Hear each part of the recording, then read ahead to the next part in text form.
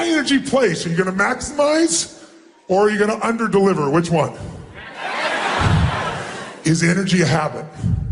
Yes. I wanna make sure we maximize that habit. So maybe, since the energy's been lower, we should try something. Every one of you in this room is a person of influence. Some of you don't look at it that way, some of you do. Some of you, it's your identity, you're a leader. But how many consider yourself to be a leader of something? Let me see your hands. Awesome. What does a leader do? What makes you a leader? What's your job? No, not motivate. You got great people, you need to motivate them. I'm not here to motivate you. You don't need motivation. A leader gets results. And how do they do it? They maximize resources. And the greatest leaders in the world have always found a way to maximize better than anyone else. And in order to maximize resources, one of those steps is intelligence. One is that is hunger. See, Mark is about as hungry today as when I got to know him 17 years ago. We've known each other 27 years, but 17 years ago we really started working together, personally. And if I look at Richard Branson, he's as hungry today as when he was 16 years old, working in a crypt coming up with this idea called Virgin. Hunger is incredible. Energy is incredible. But we also have to ask the question, what makes people fail? Who here in this room has ever failed to achieve what you really want in life? A goal, a dream, a desire. Raise your hand, say I. Again, if you don't raise your hand, you lie about other shit too, don't you? Come on. We've all failed. So when you failed, tell me why you failed. No one wants to talk about failure, do they? Everybody loves talking about success. But let's be honest. When you fail to achieve your goal, why? Or if it wasn't you, how many have had other people fail you? Let me see show of hands, say I. So now we got all the victims, perfect. So here's my question. When you failed to achieve your goal, why did you fail? Tell me. What's that? You quit too soon. Very nice, that's an honest answer. Give me a hand, that's great. Give me a hand for that, please, come on. Someone else, why'd you fail? Didn't take action, got distracted. Fear.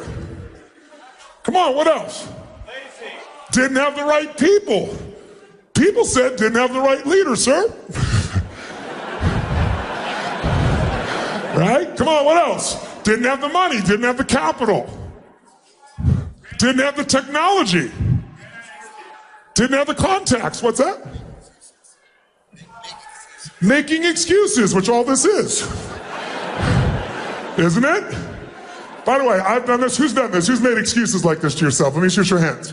The first time I ever asked this question was when I spoke at TED, way many, many moons ago. It was when it was really tiny here in Northern California.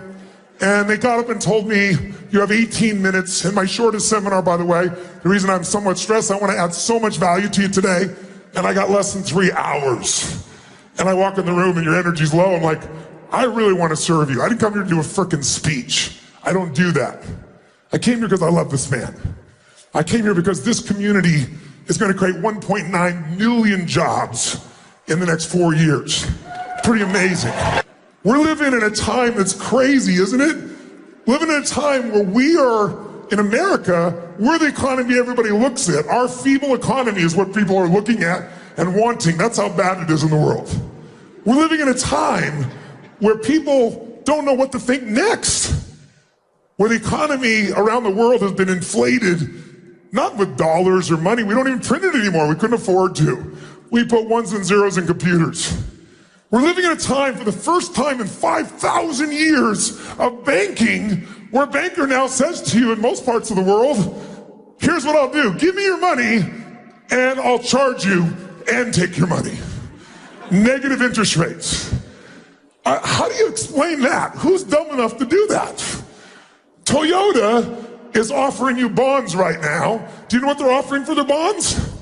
0.001. It'll take you 69,000 years to double your money one time.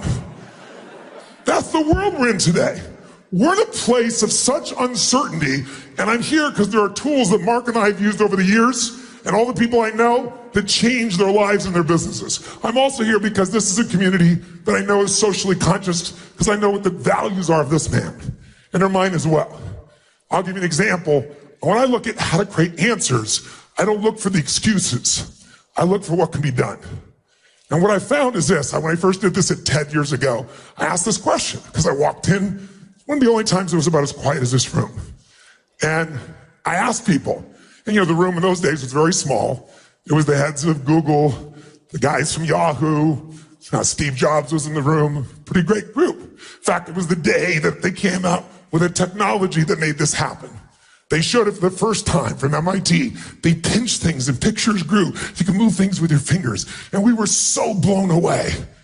And Microsoft went in and bought the entire thing that was demonstrated. It was a tabletop with pictures. And Steve Jobs quietly walked back and went, I'm going to use that for a phone and change the world. Right? So here's what I said that day. I asked this question. I said, how many of you have ever failed? Not one hand went up. I said, I know you're out there. I can hear you breathing. And I said, how many of you failed? And now everybody raised their hand. And I said, when you failed, why'd you fail? And I heard some of the same things I heard here. What were the things people said? Didn't have enough time. Didn't have enough capital. Didn't have the right technology. Didn't have the right contacts. Right? Didn't have the right people. Didn't have all these things. And in the voice in the darkness, because it's a very dark room, I heard this voice say, didn't have enough Supreme Court justices. And I looked out and it was Al Gore. Vice President Al Gore there. And everybody started clapping, right, like crazy. And I looked at him and I said, that's one way to explain why you didn't become president of the United States. But I said, it's not an accurate one. I said, of course, easy for me to say, I never ran for president, but let's see if I'm true or not.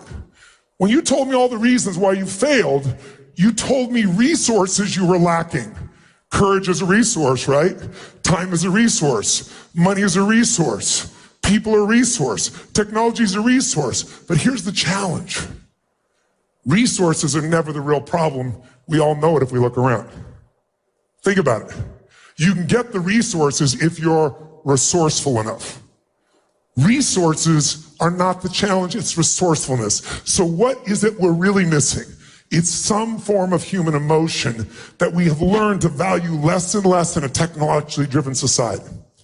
See, if you're creative enough, can you get the answer, yes or no? Yes or no?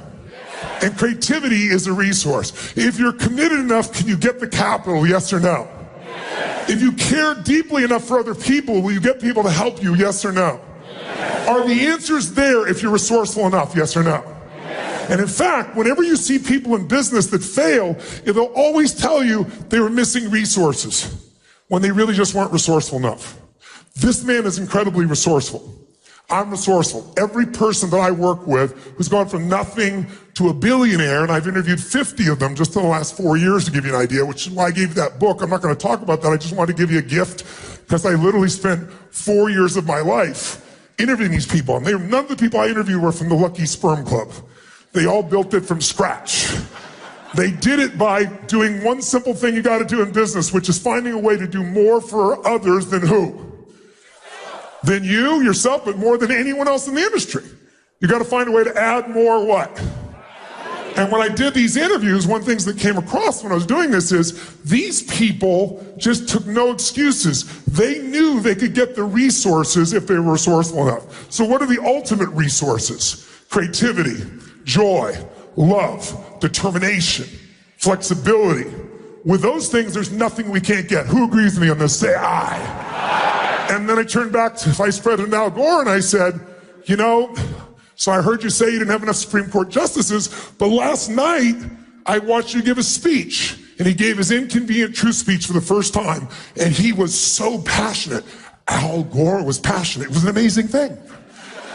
I'd never seen it before, and I said to him, I've never seen you that passionate ever before. I said, I watched the debate between you and George W. Bush, and I wanted to vote for you, but I couldn't. You just didn't have the energy. You kind of had an attitude.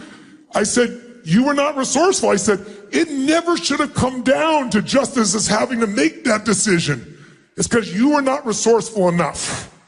And there's this pause in the room, and all of a sudden everybody stood up in Democratic Northern California and started clapping like crazy.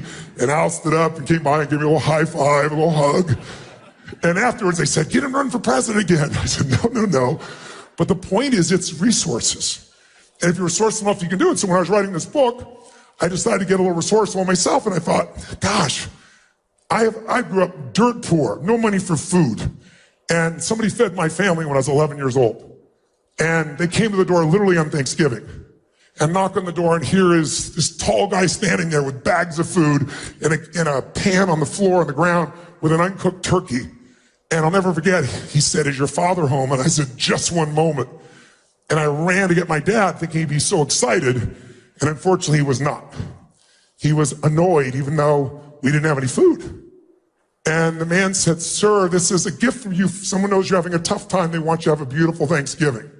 And my father said, "We don't take charity." And he went to slam the door in the man's face. And the man kind of had his foot here and it bounced off his foot. And he's holding the bag still. And he said, "Sir," he said, "this is not a handout. Everyone has tough times. This is a gift. The person's doing it anonymously. They just want you to have a great Thanksgiving." And my dad said, "We don't take charity." He started to slam the door again.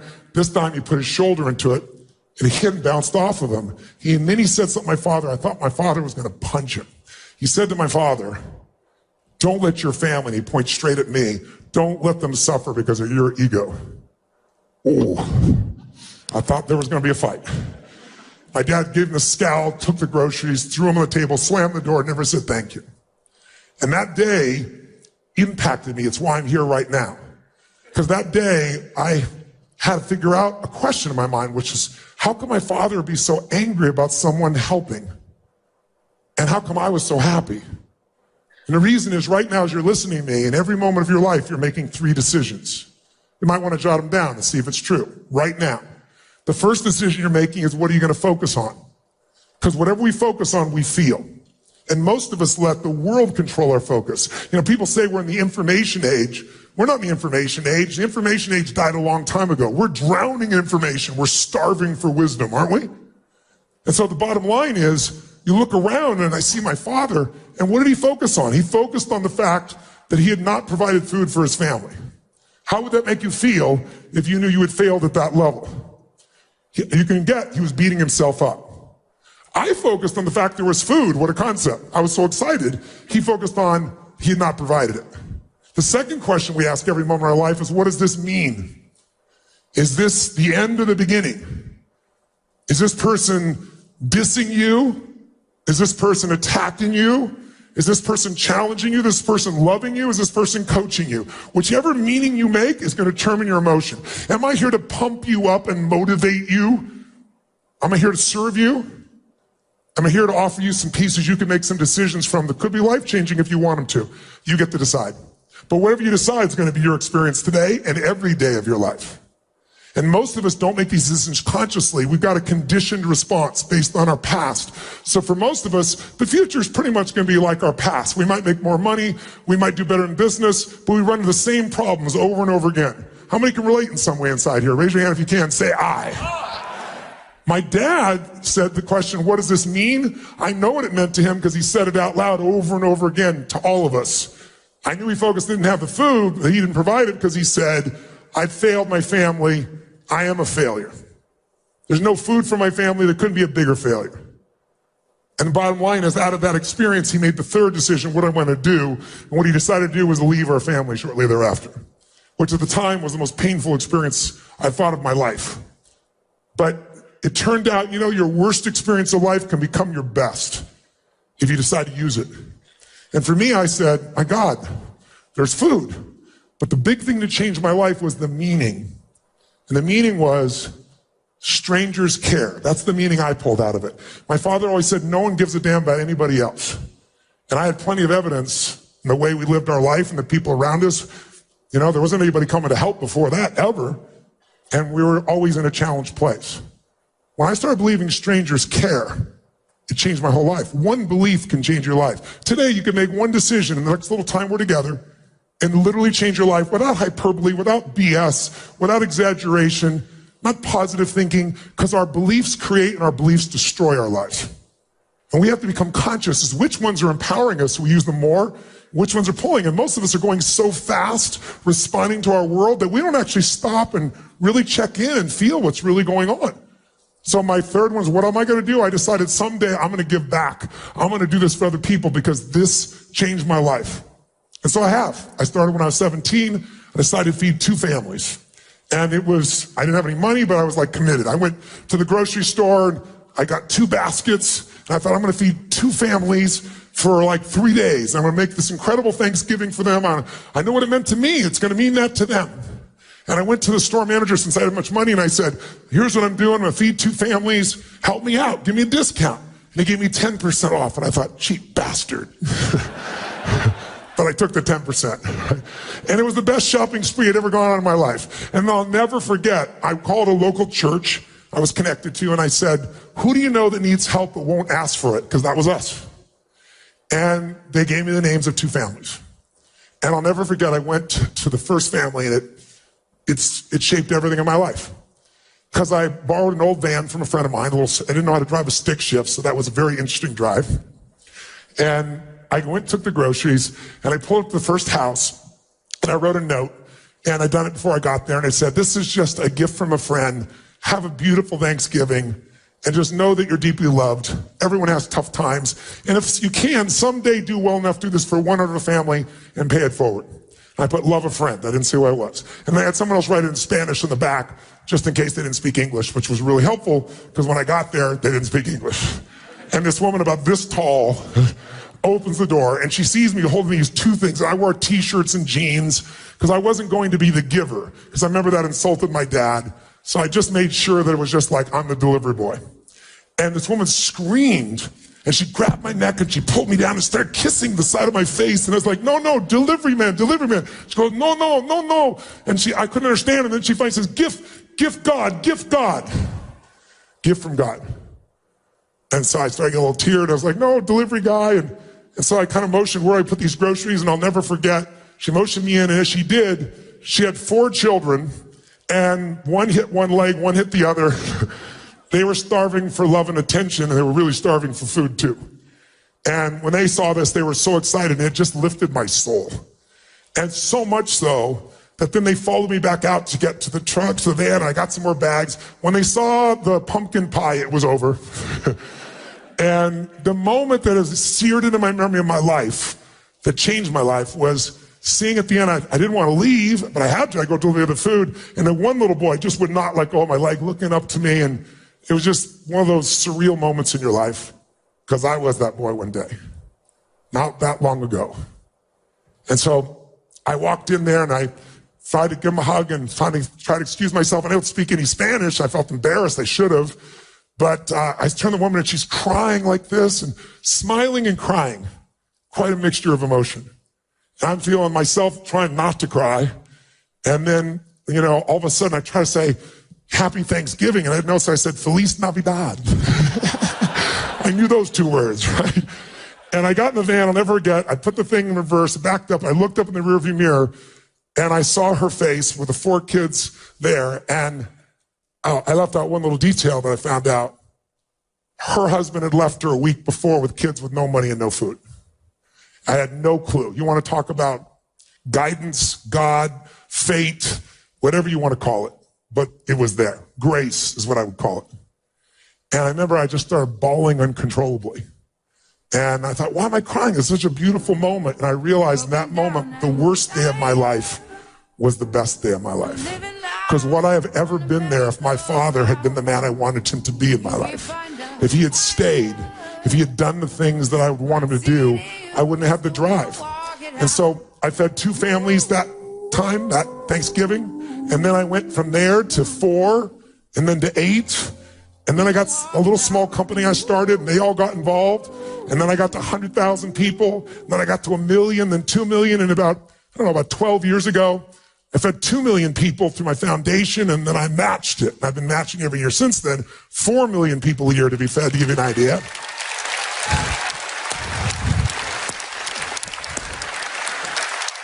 And then, when I read this and when I was writing this book, I got really resourceful. These guys are multi-billionaires. I'm moving in that direction, which is an incredible privilege. And I'm doing this good work, but I got to step up my game, because while we're watching these guys make billions, we're also in a world where the rich are getting richer and the poor are getting poorer. And it isn't right. And we all have something we can do about it. And people like you are the ones that will do that. If we succeed, we have more we can give. If that becomes our ethic, our way of being. And so the bottom line is I thought, you know what? How many people have I fed in my lifetime? And at that point, I'd fed 42 million people in the course of my life. And I thought, what if I did that in 1 year? And I got resourceful. And I found out how to do 50 million people. And then I got more inspired and I fed 100 million people last year. So the real reason I'm here is the other reason is I'd like to call to you to do so well that you can do well for others. And if you won't give a dime out of $1, I can promise you won't give 100 million out of $1 billion. This guy did it when he had nothing. I've done it when I had nothing. That's why I'm doing it now. I'm doing well. That's really wonderful.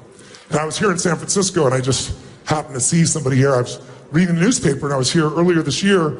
I was doing some business and I saw that a group of nuns, a group of sisters from Notre Dame were getting kicked out. They're feeding the homeless and they're about to become homeless. In one of the richest communities in the world here, San Francisco, with a tech community, and I couldn't believe that no one was doing anything. So I went and met these sisters and said, let me negotiate with your landlord. I don't think he wants to be hated by all humans. And I met Kevin Fagan over here from San Francisco Chronicle, and I asked him, how do I get these nuns? He introduced me to them, and I sat down with him, and I went and negotiated with this man. Everything's negotiable. And there was great leverage. Do you want to die? You want everybody to hate you? And so I worked it out. So my intention was work it out, give him $50,000 so he wouldn't raise their rent, keep him in, and then I promised them I'd get him out within the year and help them find a new place. But I got so inspired, the nuns started looking for a place, and I was going to help them lease it. But they started looking to buy a place. It's like, how are you going to buy a place? You have no money. They said, we are praying to God that someone will show up and buy it for us. I'm thinking, shit. So I bought them a place. They have their own place. So I thought, shit, I don't even live in San Francisco. What am I doing it here? But if you're resourceful, you do what's right wherever you are. And then we got them a place, and then the people were fighting us on the soup kitchen. And then so I needed a new place for them to be. So Mark's never acknowledged it, but I have to acknowledge. I called my buddy. I said, Mark, I bought the soup kitchen. How about you buy him a condominium? And Mark did. He bought the place that they all live. Have a hand for Mark Benioff over here. Pretty amazing here, right? So before I go any further, if you find real value by the time I'm done here, and I believe you will, significant value since you came here and paid something, I'm sure, I'd like to invite you to match me in helping either these local sisters or Feeding America. And I will match whatever you give, $10, $10,000, up to $5 million, I'll personally match. This room is filled with some players. If you're at that level, I'll do it. If you want to get resourceful and give in $10, or resourceful and give 10,000, or resourceful and give 5 million, I'll match you. Or if you just want to help these nuns out, I want to point it out. I bring this up really simply because whether it's becoming president of the United States, or feeding your family, or feeding the world, or changing your business, it comes down to resourcefulness. They asked Sam Walton in 1974, had 78 stores. And if you read the Wall Street Journal, and if you read a bunch of the reviews done by the financial community, they all said in that year, sell. Does anybody know why they said sell? Sell Walmart in 1974. 78 stores. Why were they going to sell them? Because they said he's out of what? The R word. What is it? What? Resources. He has no more resources. He has no more cash. He has no more capability. And plus, who else is going to want to buy this cheap shit except this crappy little parts of the South? No one's going to want this anywhere else. And at that time, who are the biggest retailers in the world? Remember? Sears and Kmart. What happened to Kmart? Bankrupt. Look at this number of stores. 1,300, 851. The combined market value of Sears and Kmart was 65 times Walmart. Where's Walmart today, ladies and gentlemen? How many stores? Throw it there. It's the dominant player on the face of the earth. Today, you got 11,000 stores and $500 billion in sales. $1,000 investment back then, if you didn't listen to these people and you never put another dime in, it would be worth $25 million today. Because people underestimated his resourcefulness. Business is resourcefulness. Your career is resourcefulness. You want to move up? Get resourceful. And the only way you're going to do that, number one, it isn't enough to be intelligent. I know you're smart as hell. But sometimes being so smart puts an ego on us and makes us not maximize our resources. Who's with me on this? Raise your hand, say I. And I'm here wanting to say, listen, if you lose your hunger, if you're willing to settle for less than you can be or do or create or share, then you're selling yourself short and you're going to make your life have not the juice it deserves. Who's with me here? Say I. So if we want to know what it takes to succeed, you already have it. Every one of you is resourceful, but if we want to take it to another level, what's the level we want to get resourceful at? Let's talk business first, then your personal life, okay? Is that fair? Are you still with me? Great. By the way, if you think about this, if you want to know what it takes to succeed in business, if you own your own business, how many are small business here where there's an owner in the room? Raise your hand if you're an owner of a business. Awesome. How many have kind of a medium-sized business here? How many are enterprise size? Let me see a shout out. Enterprise size businesses. How many have no idea what size your business is or you're too tired to raise your freaking hand? Thank you very much. So whatever your business size or capacity is, if we want to know what it takes to grow a business, all you got to look is the most successful businesses, or you could go back to Peter Drucker. Peter Drucker said it 30 years ago. He said all business is two functions, innovation and marketing. Innovation and marketing employs everyone else. You can't have accounting without a company that isn't constantly innovating and marketing. So let's write down what those are, because it's also true in your career. If you want to move up within a company or grow your company, you've got to innovate and market. What is innovation? It means finding a way to do more for others than whom? Anyone else. If you become the dominant force to do more for others than anyone else, it's probably you begin to realize business is a spiritual game. Because what does every religion in the world talk about? Every great philosophy of meditation talk about? Treat thy neighbor like thy, love thy neighbor like thy, and yet how many people really do it? If you're innovating, you're looking for new ways to make life better. And the way to do that, if you want to jot down one thought that'll change the game that most high-intention, quality business owners fail to do at small businesses and medium, and certainly at enterprise, is they forget. They start falling in love with their products and services. That is death in the world of constant change. You have to fall in love with your clients. This guy over here, and I'm blowing smoke, it may sound like to you, but I love Mark. I love him dearly. I've known him all these years. And you must have great respect for him or you wouldn't be in this room. We've all benefited from what he's created, that vision made from decisions. But this man is nothing but innovation. It is, in my opinion, Forbes. How do you win most innovative company 5 years in a row for a half decade straight? You do it because he's not falling in love with his products. He's always wanting to change the product. He doesn't give a damn the product. He cares about you. He's thinking constantly about how can I make life better for you. He just got traveling before he got here to 8 different cities. He works around the clock. He's so excited he's going to do another 8 cities right afterwards because he wants to know, what do you want? This entire company that dominates its industry is driven by that concept of innovation. You don't fall in love. And don't fall in love with your job. Fall in love with somebody you want to serve within that company, those clients. Because if you do that, you'll move up within the company as well. If there's no limit to what you can do if you add more what? Add more what? Come on, guys, add more what? I know you're starting to drip down into that state. Nothing wrong with it, but let's get in our bodies. Because I know you intellectually, but most of us know the truth intellectually, but we don't do it. People know what they do, they don't do what they know. Because you got to get it where it's activated. So innovation, that's what innovation's about. But if you innovate like crazy, that's not enough. You still got to be an effective marketer. In fact, who's ever seen someone who has an inferior product or service to your own and they've had bigger revenue, sales, impact? Raise your hand. How many have seen this? How many have been annoyed by this? Say I. And why? Because they either innovated more and you were wrong, they were a better product, but very often they were a better marketer. Does the best product or service always win? Yes or no? No. The best marketed product will work at first, but if it's going to be sustained, it has to be the best product and the best marketing. Companies like Apple, companies like Google, companies like the company you're in right now, Salesforce, these are the companies that do both innovation and marketing. And if you're an employee of someone and you're saying, what's my ticket to make my life the way I want it? It's innovation and marketing within you. It's finding out, what can I do to add more value to this company? What can I do to add more value to our clients? What can I do to make that happen? And then, how do I make people know? How do I get people to want to do business with me, want me to move up in the organization? That's what it really comes down to. Now, here's a question. Marketing today. Is marketing today easier or harder? Give me your first gut reaction nice and loud. Which one? Say it again. Easier or harder? I'm hearing a lot harder. Raise your hand if you think it's harder. Raise your hand if you think it's easier. Okay, well, the room is about 60-40. It sounded worse than that because harder people talk harder. It's harder. Both of you are right. It's easier and it's harder. It's easier because there's more ways to market and there's cheaper ways to market. There's social media. There's these incredible opportunities. It's harder because there's so much more competition. It's hard to get people's attention today, isn't it?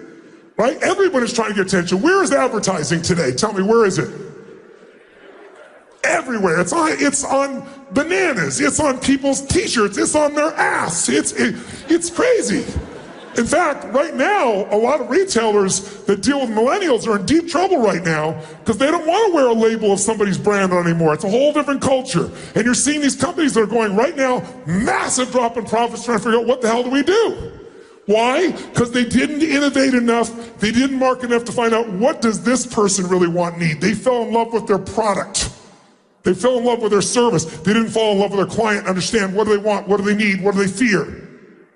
And by the way, that's true whether you're the business or whether you work in a business. That's number one job for all of us. That's what makes the economy go. Who's with me here? Say aye. You know how many, 15 years ago, research showed that the average person, if they were exposed to advertising, would see an average of 4 exposures before they took action. That was the average. Some people do it the first time, some people do it 9 times, but the average is 4. Does any of you know what the average is today? Oh, they just put it up there. Thank you very much. That was very helpful. 16. So those that said harder, you're right. It's harder because it takes so much more, but that also is precluding that your message isn't very engaging. If it's engaging enough, you can get them in the first time. Now, how do you do that today? Well, if you're a small business, you go, how do I compete? We've seen all these companies disappear, right? There used to be these small bookstores, and then who came along? Barnes and Noble, and they thought they owned everything. And then who came along? Amazon. And guess what? That's the game. Who did you used to search with years ago before Google? What company? I can't even hear you. Right? Yahoo, right? But no one searches Yahoo now, right? They got displaced. That displacement came from innovation and marketing. Raise your hand if you follow here. Say aye. So if you and I are going to break through it, if you're a small business, I'm sure you're freaked out about it. If you're a business, you think, I'm just going to spend more money. Today, spending more money isn't enough. Today, people want something that's authentic and real. Who's with me on this? Say aye. And without that, you really can't even get their attention. The old ways don't work. How many of you don't even see banner ads anymore? They're like invisible to you when you're on the web. Raise your hand, say aye if that's true. Do me a favor, raise your hand if you literally don't see the banner ads. Raise your hand. I want you to look around the room and look at the percentage that don't even see it.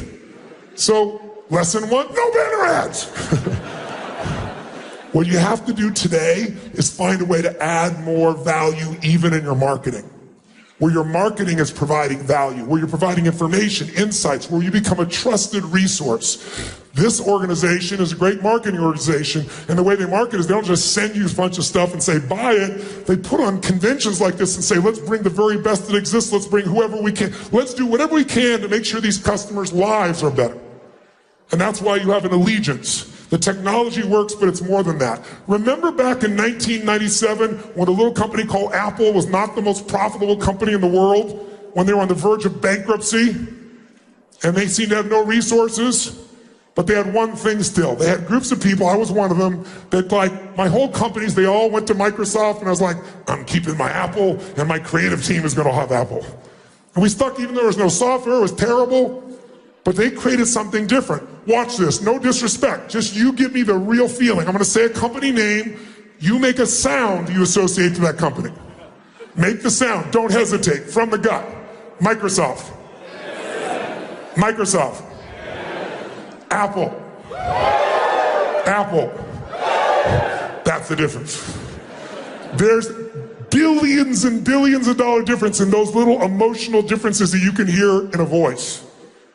Think about the difference in what's there. So having the ability to create a raving fan client, not a satisfied customer. Satisfied customers go away, raving fans stay. And so the component that I want you to look at though is what will really create that. Now, big companies will try and do still major advertising. In fact, I got a phone call a couple of years ago, right before the Super Bowl, and it was a group from Nike, and they said, we want to do a commercial, and we'd like you to star in this commercial. And I said, listen, I'm the wrong guy. I love your product, And I said, for years I did frickin' infomercials. I didn't want to do infomercials, just no way to get my message out. So then you're in between spray on hair and fake diamonds and stuff. And I said, I hated it, but it got me the President of the United States as a client. It got me Serena Williams as a client. It got me Hugh Jackman as a client. It got me Steve Wynn as a client because people got exposed to my actual products that they bought, and it made a difference in their life. So I said, I don't really want this, but I'm doing this, and I sure as heck don't want to do a commercial. And I said, I love, great shoes, great everything. They go, no, this is really special. They said, Kobe Bryant has created a new shoe. It's the most incredible shoe. And I'm thinking, bullshit, bullshit, bullshit. Right? What's the difference between Nike and Adidas? Marketing. Isn't it true? What is really the difference in those shoes? Nothing. You just have to learn to brand, just do it, or you learn to brand, I don't even know Adidas. That ought to show you why Nike's doing better, right, for some people, right?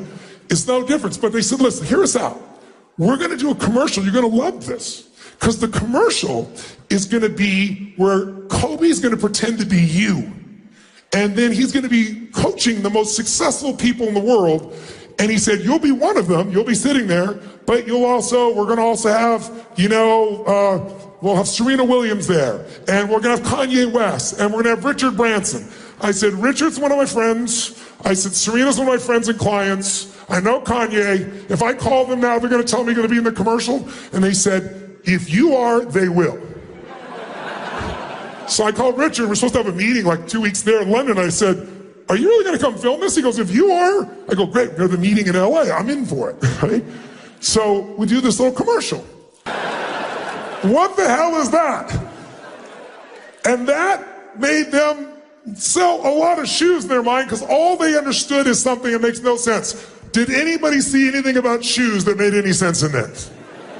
No, because the marketing was, can you imagine how much it cost to put all those people in a room and do this little endorsement? That was a huge sum of money. Those are some of the biggest players on earth. And they got the return because people don't buy products. They buy emotions. They buy identities. If you buy a Volkswagen, you're buying a different identity than if you're buying a Ferrari. And people buy Volkswagens think people buy Ferraris are absolutely stupid. And people buy Ferraris think people buy Volkswagen and go, what's wrong with them? Because we all identify things, and branding is that identity. So today, though, you can do this with almost no money. You're a small business or even a big business. It's about using your brain to brand differently. There's some of you remember the Chilean miners. Do you remember the Chilean miners that were stuck underground for, 70 days, whatever it was? How many remember that story? You should, because it was all over the world. And when they were about to get out, somebody really smart figured something out. We don't want to spend that kind of money. We can get a bigger impact than that right away if we're just a little bit creative, if we're a little resourceful, remember? And so a little company called Oakley said, what's going to happen when those people come out and they've been underground for 2.5 months? They're going to be blinded by the light. So they flew one of their guys with 32 pairs of glasses, which cost them about $2,000, and that's probably whatever, not even $2,000. And they got $500 million of advertising. That picture was on every major newspaper, every TV pieces around the world. That's the difference between being resourceful as a marketer or just going and spend a ton of money and hoping you can still be part of that old order. How many follow? Say aye. Now, you might say, but Tony, our company, we sell data, or we sell something else. We don't sell something emotional. People don't buy for emotion. You're wrong. They still buy an identity. Right? Not bad. Harry Potter, they're opening a brand new Harry Potter that they're going to do down at Universal Studios. And people have been waiting for years. And of course, Universal had a budget. I apologize, I don't remember the number, but it was a gigantic marketing budget. But fortunately, the person running marketing was much more resourceful. So you know what she did? She decided she was going to spend not $1 on advertising, not a penny. She wasn't going to make even a commercial to go on the web. She called the 12 largest bloggers in the world who are experts and followed on Harry Potter. She said at midnight, send them a special invitation. There's only 12 of you. If you're late by 1 second, you're off the call. We're going to give you a special insight to what's coming. She spent an hour on the phone telling them the story of what was going to happen. And within 24 hours, more than 250 million people around the world knew everything about what that park was and didn't spend a penny because she was resourceful. Don't tell me you don't have the resources. If you don't, it's because you're low energy. It's because you're so frickin' smart, you're in your own way. You're getting your brain being smart. You're staying in your head. I tell people, stay in your head, you're dead. It's the heart where you'll find the breakthrough. Who's with me on this? Say I. And that's also true whether you're a company or whether you're an individual and the company wants to move up. Because I know some of you is like, well, that's great for the company. What about me? This is really about you in the end.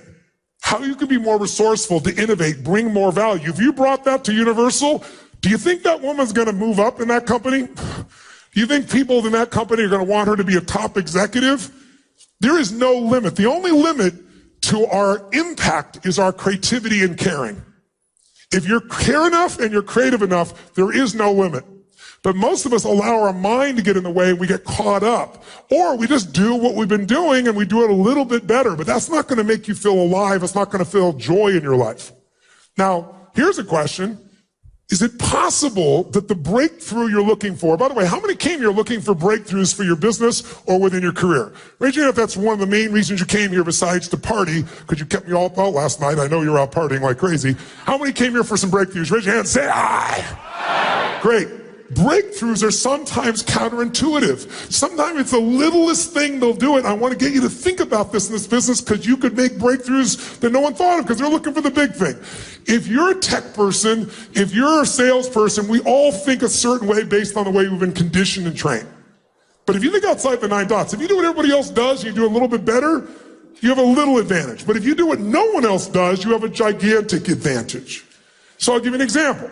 What did Steve Jobs do in 1997 when Apple was almost bankrupt and he had no real money? One thing is he made a deal with Microsoft, which was like the evil empire to Apple. But what did he do? What did he do to come up with a product? He didn't have time. He came up with a product that most people would say, well, there's no innovation. In fact, his engineers, the people inside, they're all saying, this is a piece of crap you want to build. He said, trust me, we're going to do this. I don't think he said, trust me. He was a little more intense than that. Right? He said, this is what we're going to do. Don't question me, I think is what he actually said. You probably know what he said. You were good buddies back then. And so what happened? I know what had happened because one of my dear friends said to me one day, we're talking about computers for some reason, I don't know why, but he says, my grandmother wants a computer for the first time. And I said, what kind? He said, that's what I asked her. And she said, a pink one. You remember what happened with the old iMac? Do you guys remember that breakthrough? That's what kept the company alive. And all it was what color were computers before that? What color were they? Throw up beige, weren't they?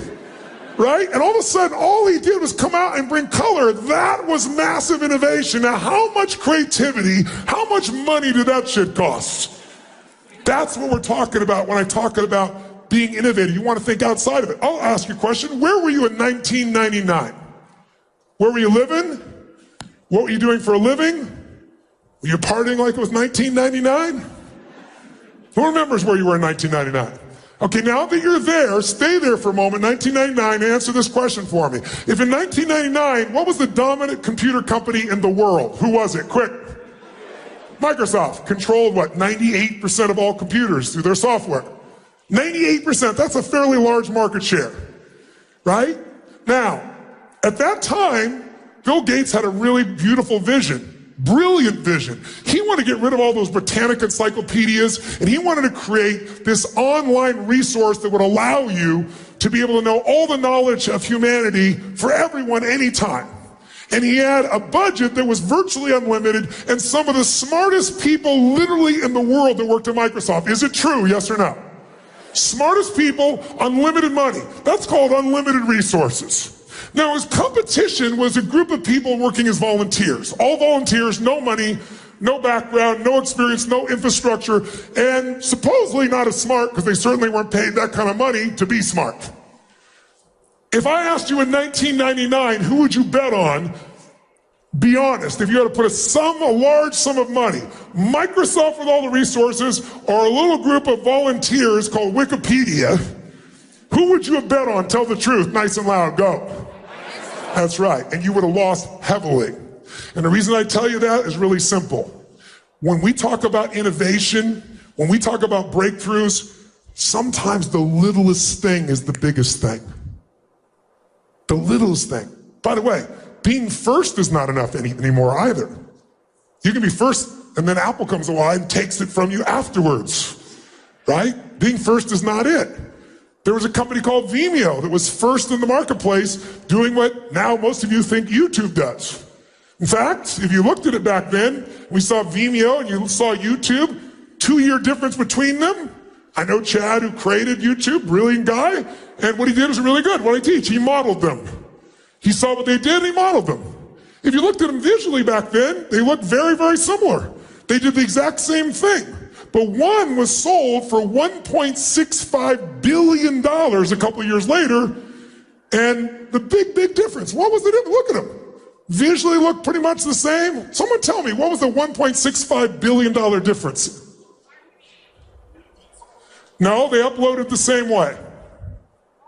Speed, they had the same speed. In fact, Vimeo was a little bit faster. They had a little bit more efficiency in the beginning. Somebody just said it. You must know the story, sir. There were, look it up, put it up on the screen there. There was 1 share button versus 9 share buttons on YouTube. Somebody said, the more you ask and you shall what? Receive. If we ask enough times, they'll share. But when people share, you get that geometric multiplied effect that we all understand now. That difference is the difference between 2 large companies, one of which is kind of nice, but is dwarfed by YouTube, and the other which went on to become the basis of where most people put their time and their energy for a lot of people for creation.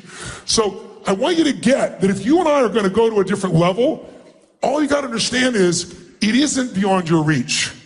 It's beyond your reach if you're low energy. It's beyond your reach if you're unresourceful. It's beyond your reach if your ego tells you you're so smart. We need to put our smarts aside and use them with enough emotion and connection to say, how can I add more value? That's where the game really changes. Who's with me on this? Say I. Now, so that comes down to then how do we really make sure that we succeed? Then how do we get this resourcefulness in our companies? How do we do it within ourselves? Let's start with the companies. The most challenging thing in the world today is a term. You know, in business, we always have these terms, they become buzzwords, we hear them so much. But the reason they start out is because they're usually true. And that buzzword is engagement, right? I know Mark is obsessed with engagement. I'm obsessed with engagement. When I walked up here, I'm running up here, they wanted me to run from back there, it's hot as hell, and I'm looking around and nobody's engaged. What the hell? And so I know I can't serve you if we don't become engaged together. I can't do that if I just hear and talk to you or talk at you. So that's why I asked you, and I really thank you for participating, and want to keep that energy going because we've gone long enough that you've begun to go back into your learning trance. And you're being very kind and participating. I'm really grateful for it. But the higher the energy, the more you retain. Who's with me here? Say I. Let's talk about engagement. What the hell is engagement? Engagement is where everything grows. What's our job in business? Our job is to add more what? Win. Once in a while or every time? If you do it for decades, you become a brand. If you become a brand, people bend down on one knee, reach behind other things to buy Coca-Cola. Even though very often when you do studies, and they've done in the past, some of their competing brands seem to have a better taste test result. People don't give a shit, give me the Coke. Because it gives them certainty, because it becomes part of their identity, right? So our job is to engage people. And if we look at engagement, involvement, passion, connection, massive focus on how to do more for the client than anybody else, how are we doing that? How are we doing? Well, most of us pat ourselves on the back, but throw up the statistics. This is scary and crazy, and it shows you why economies around the world are where they are right now. According to the Gallup poll, which was done in 142 countries, intensive, 13% of employees worldwide are truly engaged at work, meaning they're passionately connected to the sense of mission, the value, and when they're at work, they're trying to maximize their time for the benefit of that mission. That means, by the way, 87% are not engaged. Now, it's better in the United States. We're better than anywhere else in the world. We have the highest engagement, a whole 29%. Think about that. That means 71% of US workers are disengaged. That's pretty crazy. Does that make you crazy? And I know it's true. You know, when I went on this last book tour, I did 110 interviews. It's crazy, the most I'd ever done. And so I was going all around, and I won't mention the companies, but I was going to all the media companies, and I walked into these buildings. I got 31 companies. I have very passionate values about how we play the game of life, right? And I walked through these buildings, And the world, because we're so technology driven, it's so dead. But I'm walking around watching people on their personal Facebook, tweeting, doing those stuff. And the energy is so low because there's no mission. And you look around and go, how do these companies survive? And if you look at our economy, our productivity has dropped. Everything else dropped because now we're so distracted because we have so few companies that have that mission connection today. And the ones that do, they dominate, completely dominate in that process. Now, what should really concern you is the next statistic. 24% are actively disengaged.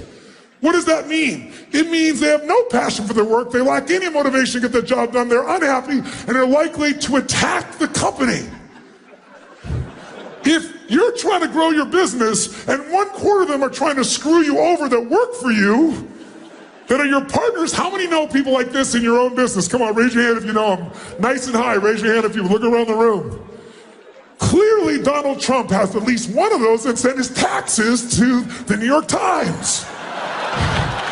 Right? Somebody was actively disengaged at the Trump organization, sent his tax returns, and kind of gave him a whole nother challenge for him to deal with once again in case he didn't have enough before this. That's how bad it is. Now here's what's great. The companies that do have engagement have an unbelievable competitive advantage. You name, what are some of the companies that have the most engaged employees? Instead of me telling you, you tell me. Oh, they're already putting it off there. Thank you so much. Your timing is wonderful. We put Salesforce. Do they have you engaged, yes or no? What other company gets a convention of 100,000 people to come and spend time for days, throws the best parties with YouTube, gives you the best technology, and you want to come back? How many have come back here more than once to this Dreamforce? Let me see your hands. That's called engagement. But the employees at Salesforce are engaged. Because Mark started out with a vision from the very beginning. We're both into contribution. In the very beginning, he said, Tony, we'll do this 1-1-1 plan that now Google uses, right? 1% of our stock, 1% of our profits, 1% of our time. I'm sure he'll go over the newest statistics in his talk tomorrow, so I won't say a word and steal that from his company, his ideas, but I'm impressed. I'm sure you will be too. Google, Starbucks, Zappos, you name it. Tony Robbins, somebody, but that's the slide of Tony Robbins. Okay, I'll get that. They're trying to put us with Salesforce. We're not in that realm. Not yet anyway. So the point is, what these companies have is an advantage. Here are the statistics that he showed. Throw them up there real quick for us, if you would. One of the things you see immediately when you look at these companies are 20% higher profitability on average, 10% higher customer ratings, 28% less theft, 48% fewer safety incidents. I'll tell you what else they found. Nearly 2 times greater satisfaction at work, 1.7 to be exact. And they're 3 times more likely to stay. How important is that to a company's sustainability? Right? Today, the average cost, if you lose a sales executive, it costs you $1 million in business. It'll take 12 months before you were back to the same level to replace that person. All because you didn't fully engage.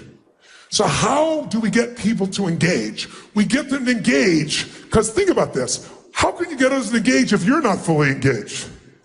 And how many of us have been guilty of getting overwhelmed, stressed, frustrated, whatever, and not being fully engaged? Who's been there before? Even in this room of engaged people, raise your hand and say, I. So if we, the hungry, driven ones, can let this happen to ourselves, you can know what's happening with everybody else that's not as driven as you are in this area. So it is a challenge to say the least. How do we solve that challenge? Well, you can't move someone if you're not moved.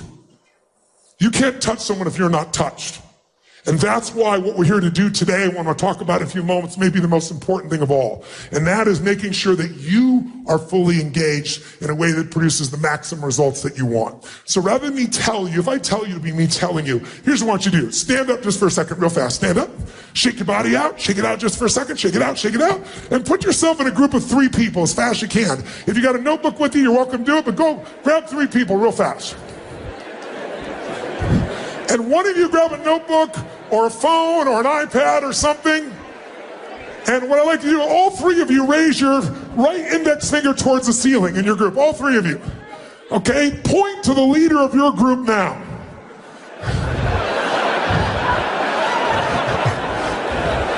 Whoever's got the most fingers, you're it. If you all pointed at yourselves, we know a little bit about your group. Okay? So here's what I want you to do. I want you, in fact, just sit down first for just a moment. Now you know who your group is. In a moment, you're going to jump back up with your group. I want you to write down the answer to a question. Throw it up on the screen for me, the questions, real quick. I want you to write down an honest answer as to how engaged are you to your maximum capability. How would you rate your level of engagement with the people you lead and manage on a scale from 1 to 10?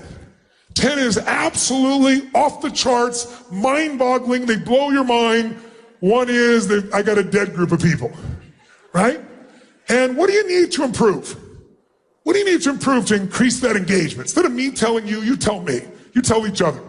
And the third question is, what specifically do you need to do to engage your people at a different level? What could you do? Because we're going to share this because then you get some ideas from the other 2 people as well. And finally, what do you do? What do you do a less than adequate job engaging? What could you do better with that person? In other words, think of someone you're not good at engaging. If you're good at engaging everybody, how many have a problem child? Someone who does not maximize their resources within your team. Raise your hand if you got somebody like that. Good. But I want you to write down that person and ask yourself, instead of they're screwed up, what could I do? Where am I not engaging? How could I engage them more? So 5 quick questions, and then I'm going to put you with your team. Everybody out, shake it out, wake it up. Give me your score. How many of you were a perfect 10 in your engagement as a leader? Raise your hand. Okay. 1 liar. Good, very nice. How many were a 9? Raise your hand if you gave yourself a 9. Who was an 8? Okay, now I want you to look. 90% of this room, maybe 95, is below an 8 on a 0 to 10 scale. By your judgment, not mine. I'm not so judgmental of you as you are. And if you're below an 8, how could you possibly maximize your resources?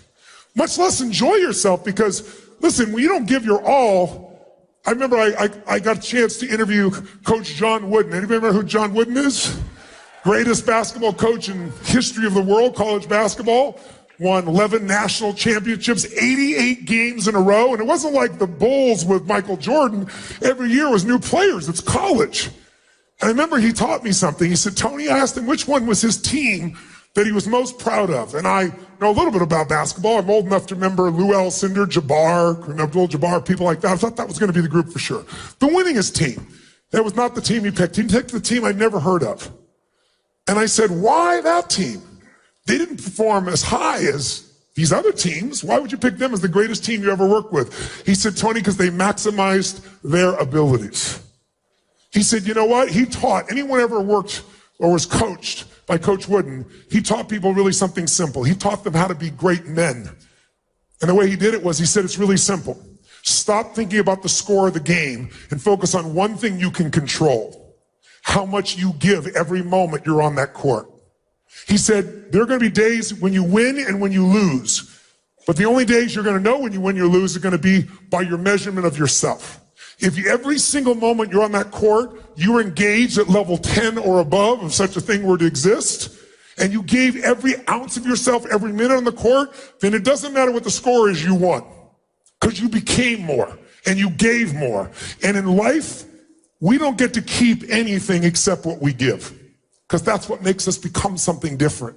His entire mindset, by the way, was if you give your all every single moment on the court, and every one of us does, if all of us are 100% engaged, he said 99% of the time you're going to highest score. Sometimes someone's going to get lucky, they'll get a different call, the ball will drop. But you can't control that. You can control you. So if you're below an 8, which most of this room is, it might be time to change. And maybe that's what I felt when I walked in this room and the energy was lower. It's like, it's not a judgment. It's just, I want you to have the enjoyment that comes at 10. How many can remember a time where you were so engaged in something that bombs could be going off? You would know you were like right there in the zone. Nothing else could distract you. Who's ever been in that place? Say, I. Make a sound of how it feels when you're in that state. Make a sound. Go for it. Now, make the sound of level 7 engagement. And then imagine doing that every day. So then you want to find some new technology that will get you excited again. And the technology is only as good as our engagement. Who's with me on this? Say I. So now I want to ask you real fast, round robin, while you're standing with your group. What makes someone engaging? What makes someone disengaging? Make a list. You have 1 minute. Go.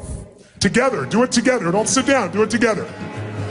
Somebody tell me, give me an example of 2 things that make them engaging, 2 or 3 make them engaging, 2 or 3 make them disengaging. Anyone, raise your hand. Let me grab somebody. We'll grab a microphone.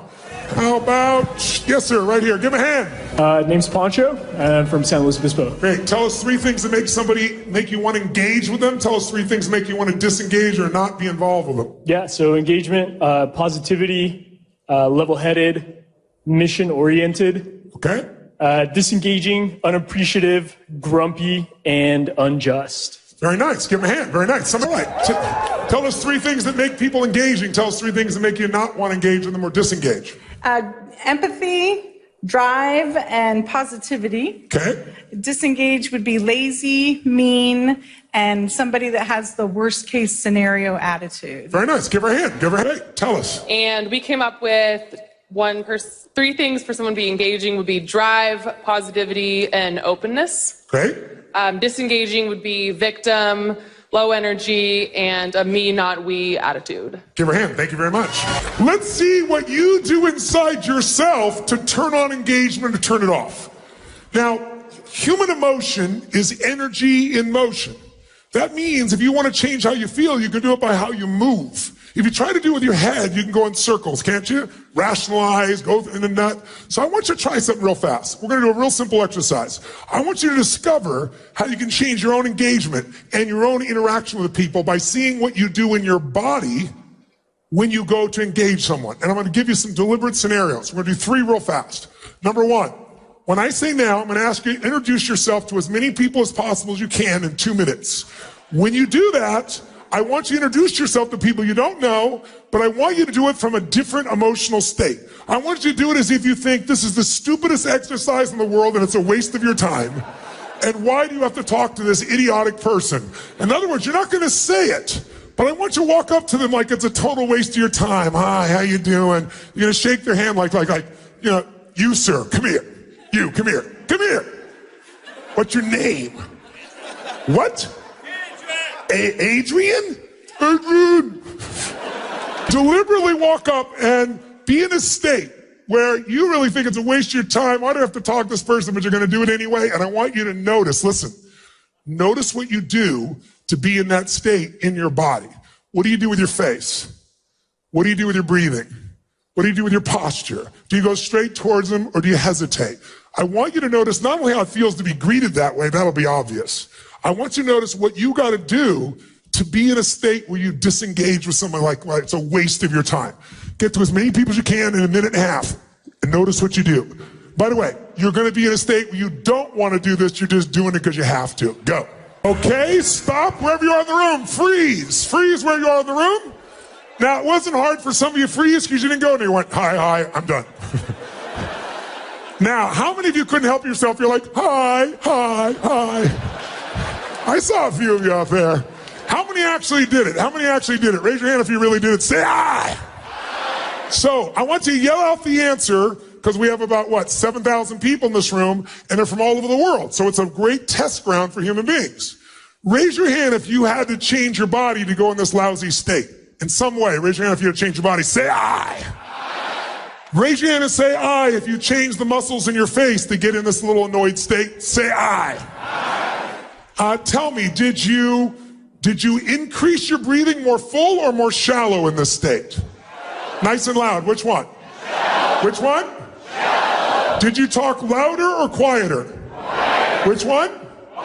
Which one? Did you talk faster or slower in this state?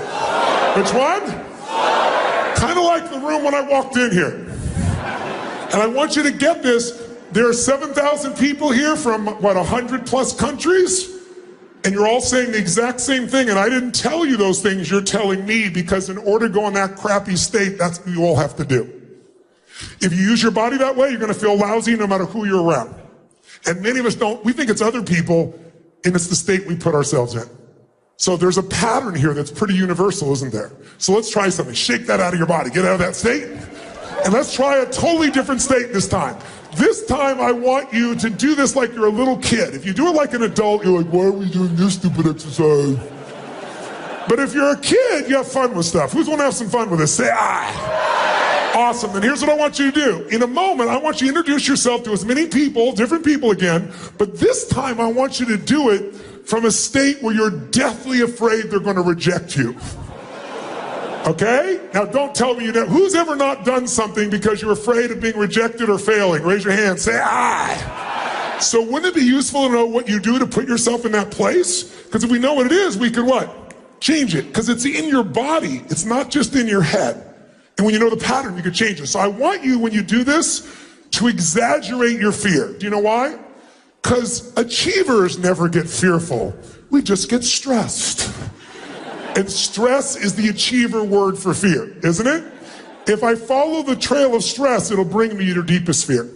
And the fear we all have is I might fail, and then it means I'm not enough. And if I'm not enough, I won't be loved. Those are the deepest fears that people have inside their head. I want you to do this. I want you to imagine really like a little kid shows their fears. Adults like, I'm not afraid. Make this tension in their face, right? Their body. I want you to just really go for it. It's kind of like, like if I came up and said, hi, what's your name?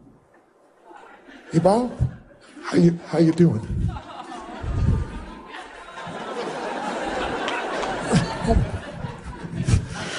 Give her a hand. It's Ebal, ladies and gentlemen. Give her a hand. Kind of like, how many of you in this room have ever watched, like, let's say the Olympics, the Winter Olympics on television, and you're sitting in your chair and you're watching someone skiing or snowboarding as you're sitting yourself and yourself doing this? Who knows what I'm talking about here? Say aye.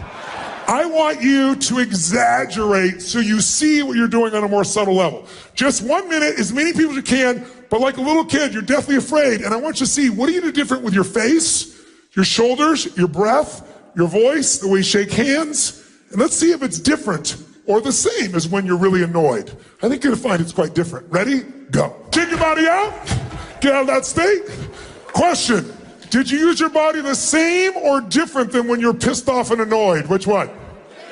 Yes. Raise your hand if you change the muscles in your face in a very different way than when you're annoyed. Raise your hand, say aye. Did you talk louder or quieter than when you're pissed off? Faster or slower? Yes. Did you go straight for him or hesitate? Did you breathe more full or even more shallow than when you're annoyed? Which one? Can you hear everyone saying the same thing? What are the chances of 7,000 people from 100 countries without direction saying they're feeling the exact same thing in their body when they're feeling the emotion? It's because we're all unique, but when you use your body one way, you're gonna be pissed off. Use another way, you're gonna be feeling fearful. And how fast can we change how we feel then if all we gotta do is change our movement? How fast? Like that. Let's take one more. Shake your body out. Okay? This time, how many of you own your own business? Let me see your hands. How many of you are leaders of the business? Raise your hand. Okay, how many of you are parents? Raise your hand. How many of you have a relationship, check this out, a relationship with a human, Then this shit's gonna work for you. Here's what I want you to do. When I say now, I want you to greet people, but we're gonna change the motivation because I hate the word motivation. I've never been a motivator, but I do believe motive does matter. If your motive is just to manipulate, most of us have pretty giant bullshit meters and we can figure that out at this stage, can't we? I mean, even reality television is bullshit. So we know what's true. How many know what I'm talking about here? Say aye. So the motive change is gonna be this.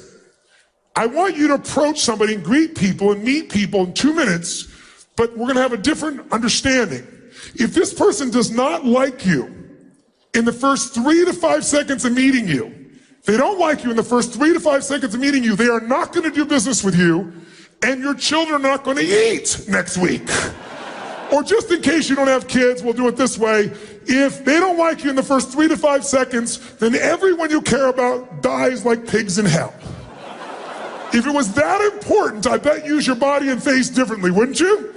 So, by the way, when you go to do this, I'm talking full tilt like it really is true. And let's see if you use your face, your voice, and your body differently. Ready? Go. If that felt better, say aye. Say aye. Question, did you use more of your body or less of your body? More muscles in your face or less? More voice, louder voice or quieter? Faster or slower than the other two we did? Did you hesitate or go straight for him? Did you touch him? Did it feel good? Why? You should have seen who I touched. No. Because emotion is created by motion. In other words, listen to me. If you use more of the gifts your Creator has given you, you will experience the gifts you think you're looking for somewhere. Everything you want to feel is already inside you, my friends.